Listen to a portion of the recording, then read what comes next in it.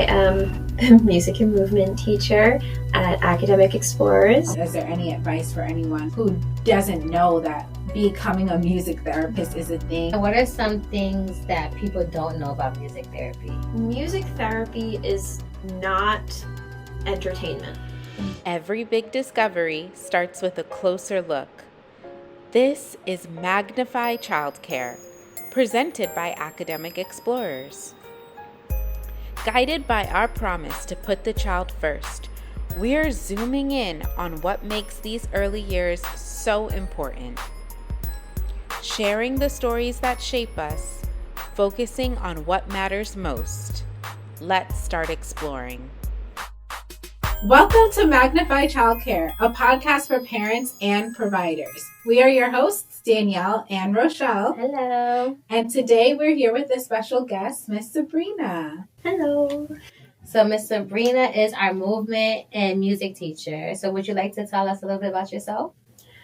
So I am the music and movement teacher at Academic Explorers. I go to all 4 of our sites throughout the week, and I'm excited to be here. And when you go to the classrooms, what are some things that you do? First of all, let me start off by saying when Miss Sabrina comes with her guitar, the kids just get so excited. And Miss Sabrina! Miss Rochelle can't stop talking about I it. can't. Every time she just comes from a location with you, she's like, oh, Miss Sabrina. Because she just lights up her room and the kids just feel the energy because they just get so excited.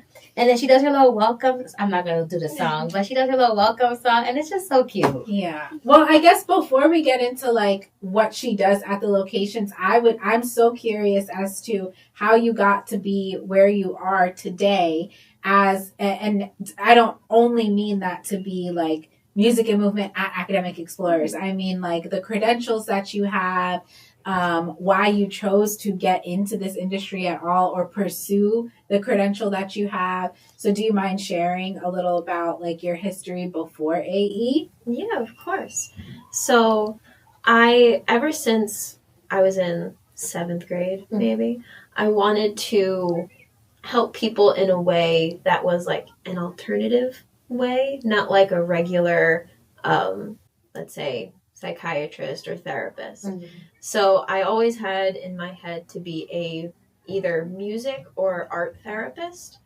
And once I thought a little more about it, I found out that I was more well-tuned in my music than my art. My art was just my hobby. So I pursued music therapy once I got into college, and it's its own degree. So you have therapy classes, psych classes, music classes, and there's really no room for any other degree. So that's it. Some people try. Some people to do dual majors. So like some will do music therapy and art therapy at once. And it sometimes, if you're able to, like mentally able to take all the coursework, then you pass with flying colors, but others just don't end up passing and just switch in general. Yeah. Got it. Okay. And you mentioned that you were into art and music. Mm-hmm. So you draw or like paint? What is your type? What type of art do you do for a hobby? I personally like sketching more. Oh, nice. But I did take an art class for like one of my free credits in college, and we did mediums in like charcoal, sketching, painting. Oh, wow. Just any medium. Okay. I prefer sketching more. Oh, nice. And what are some things that people don't know about music therapy? Music therapy is not entertainment for people. It's an actual therapy. So I know some people, let's say in a retirement facility, some people would introduce us as, the music entertainment is here. I have seen that. But those are therapists? Yeah, well, some. Okay. Sometimes you can hire outside like entertainment and they'll play music. But personally, I had worked at a retirement facility as the music therapist, and sometimes I was just introduced as the entertainment because I would just play music for them in their main like living room setting. But then I would also take individuals like back to, let's say, either their room or a separate room that we can be just us and work one-on-one with non-musical goals to achieve. Wow. That'll help them either in cognitive, emotional, physical, or even like communicative. We could do those in small groups as well, like 2-on-1. Yeah. So that would be the difference between entertainment and, I was going to ask that next, but you answered that question. Like the difference between entertainment and music therapy is that you're working towards a goal with people. And there's more documentation with the therapy. So we will assess our client or patient with like we'll assess them and then we'll label certain goals that they will need to work on. So personally, I prefer working with individuals with the autism spectrum. Okay. And just the younger kids are amazing. They grow and develop so much, I find, easier with music. And that's why I also like to stay with the younger crowd. Yeah. But I have done like assessments and treatment plans and goal planning with every age and every background. And what are some examples of like goal planning for like children? I was going to ask that. Like what would a goal be?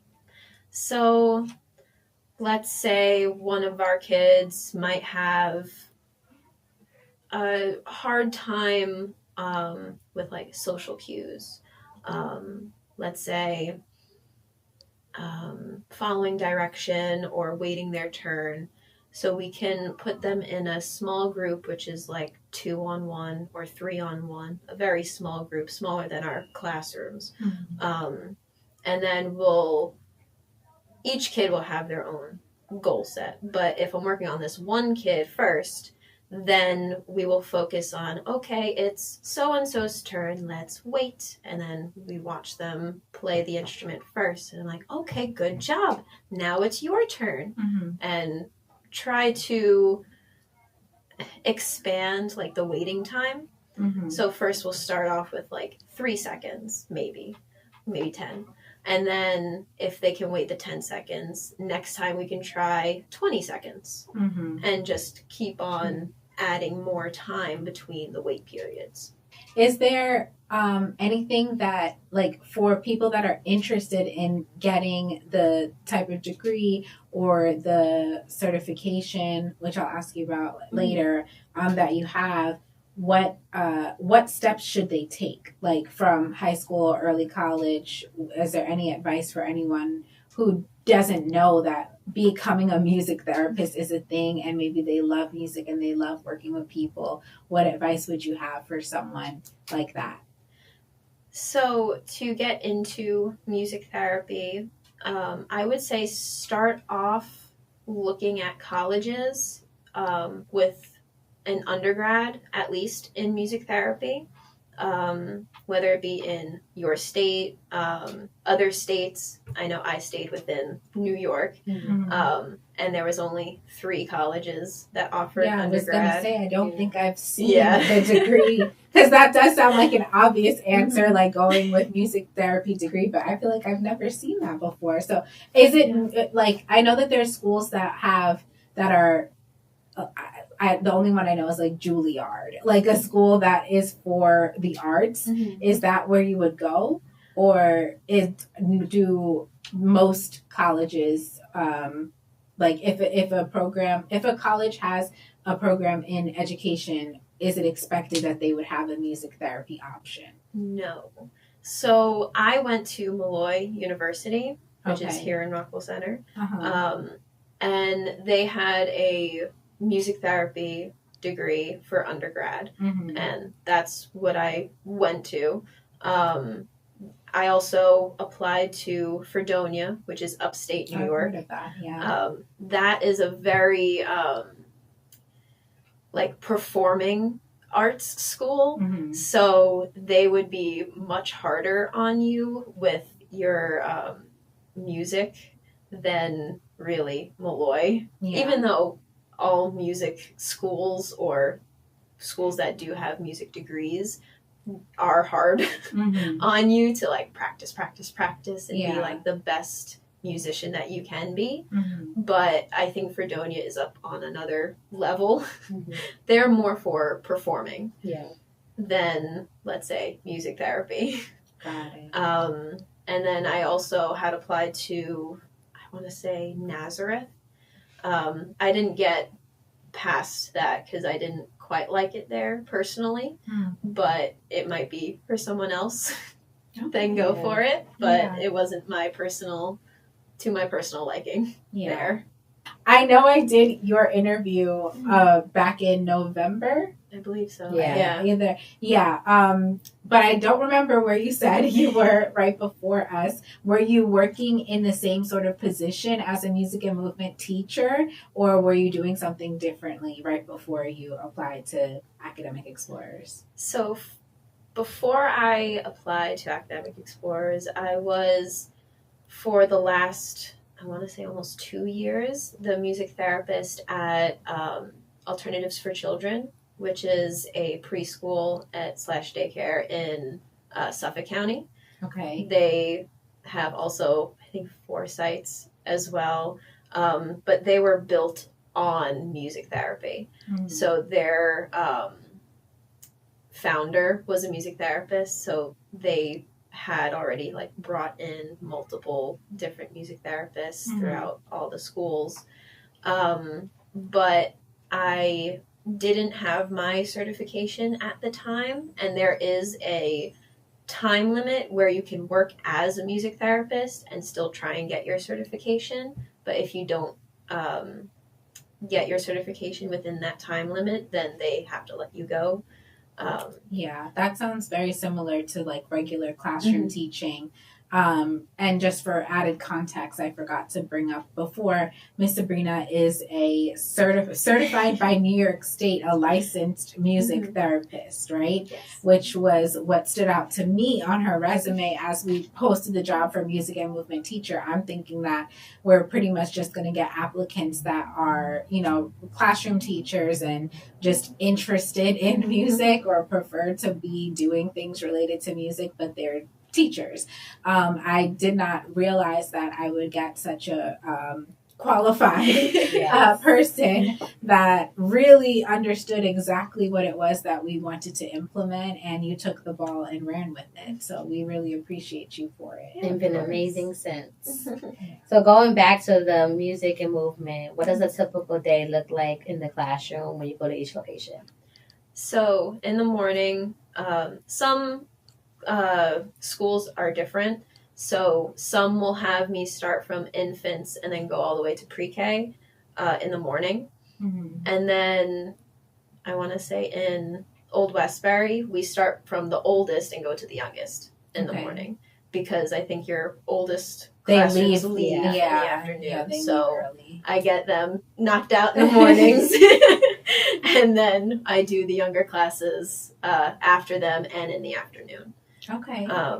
And with each class, I write down so I remember which songs I do for each class, and before I even go in. So it's almost like lesson planning if you're a teacher. So I would choose certain songs, let's say 3 or 4, to fit in a 30-minute period. I start with a hello song to get them in a routine. So they know, okay, first we say hello when someone new walks in. And then after our 3 or 4 songs that are in between, then we do a goodbye song. So they know, okay, music time is all done. Instead of just, okay, bye. And then leave. I think that's such a great strategy that you have. It's not just going into the classroom and playing music at them, and then walking out. Like, you have a structure, and I really love that. So you're currently a certified music therapist, but you said when you were at your previous employment, you didn't get it fast enough. Yeah. How did you because I know for many teachers, including myself in the past, I recently just got certified to be a New York State licensed New York State teaching license in early childhood. I went and got my degree it's been over 10 years now since I've graduated from undergrad, but I never needed the certification really, so I didn't pursue it. But when I was trying to in the beginning, there were tests that I failed. You know, how many is the music therapy exam? Are there multiple exams? Were they difficult to pass, or was it just that you hadn't taken the step yet? For music therapy, to be able to start taking your test, you have to complete at least undergrad, and the main license that you need is called the MTBC, or we go through a online website to start applying for the exam called CBMT.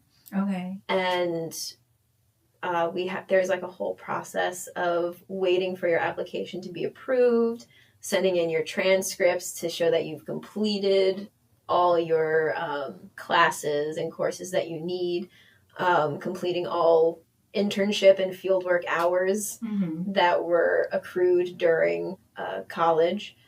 And then you go take your test.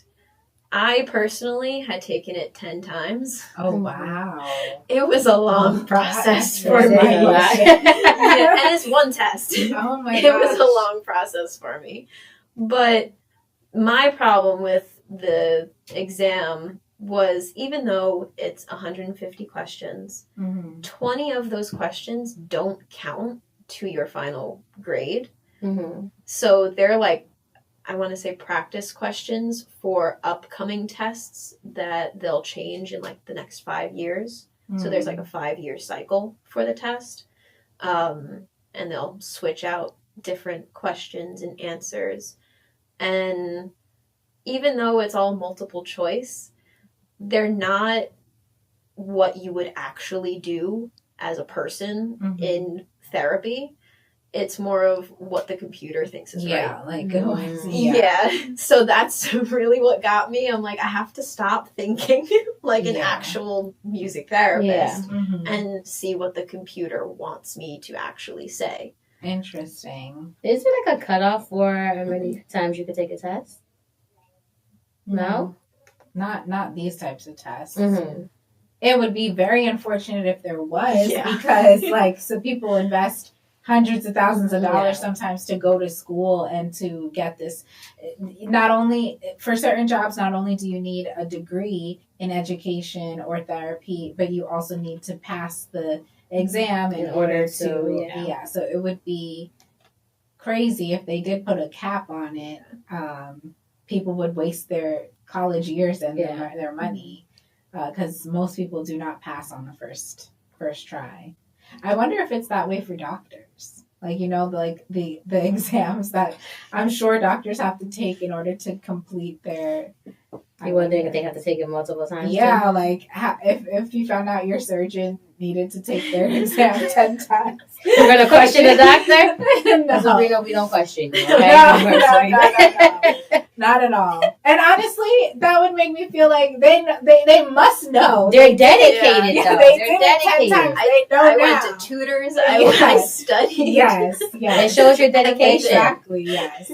The 9th time you said, you know what, I'm giving it one more time, and you did, and you passed. And dedication. I actually got that last test for free, too. Oh, you have to pay every time? Girl, you gave us a lot of money.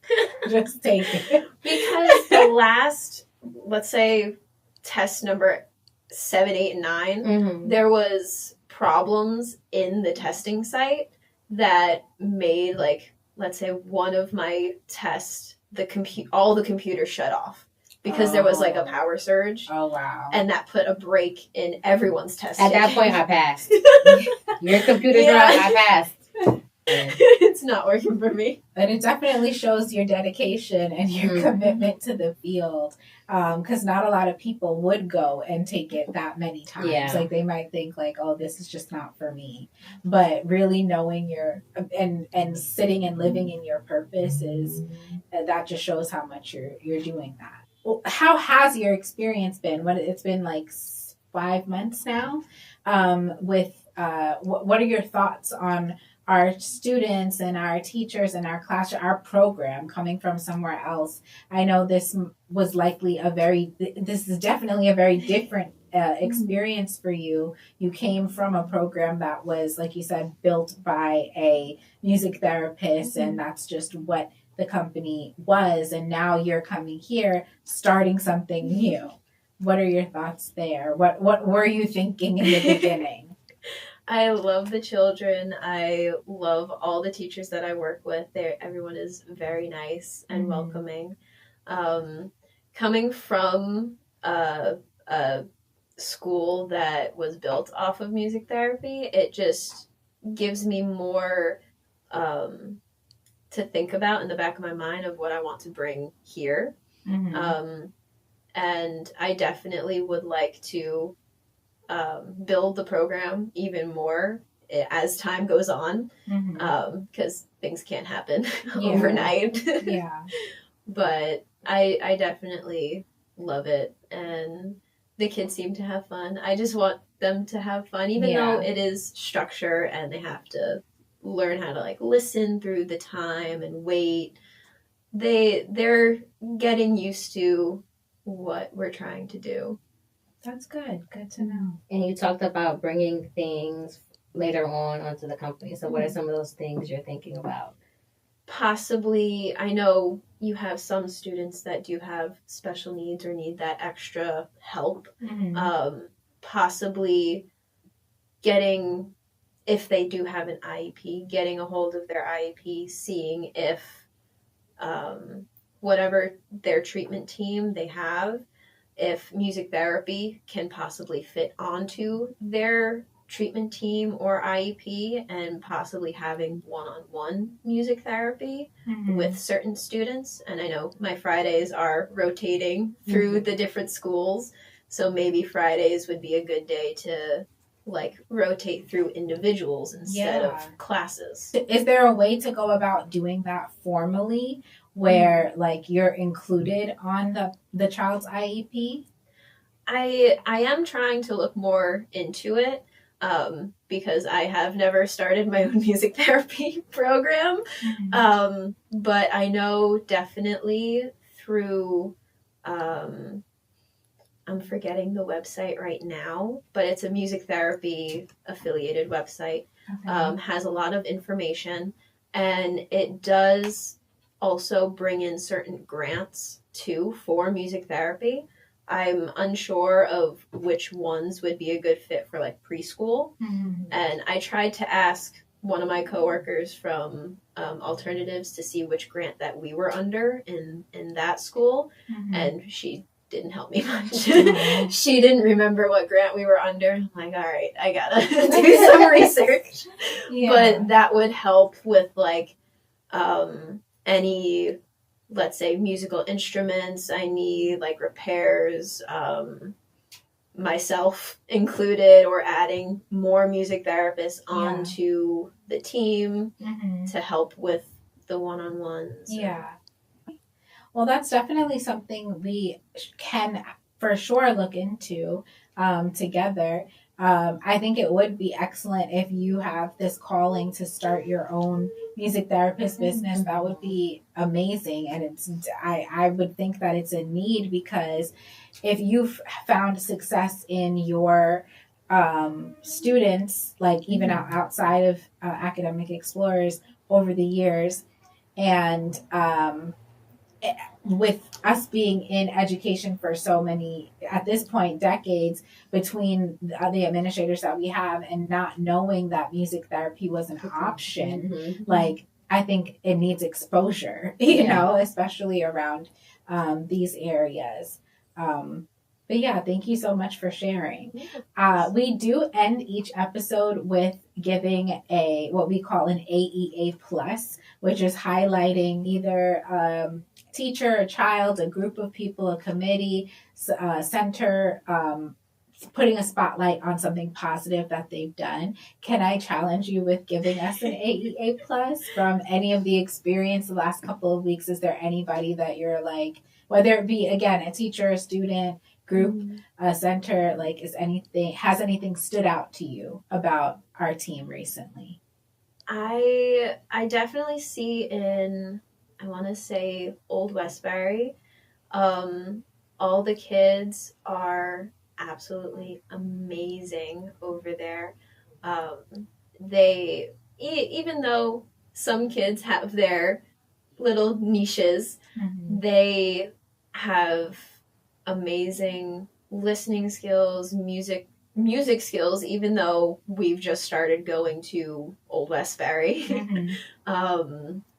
The teachers are absolutely amazing. They help even if I don't ask, they'll help me like clean up my instruments or collect the instruments. And they're there when needed. Okay. Shout out to Old Westbury. Right. A plus to Old Westbury location. I love that. Well, thank you so much, Miss Sabrina. Yes, We were so happy to have you happy. here. For those of you listening only, remember you can watch this podcast on YouTube. If you just search Academic Explorers, we should come up, or Magnify Childcare in the YouTube app, we should come up. If you enjoyed this episode, be sure to hit the like button and don't forget to subscribe. Thanks. We'll see you next time. Bye. Bye-bye. Oh, that was great.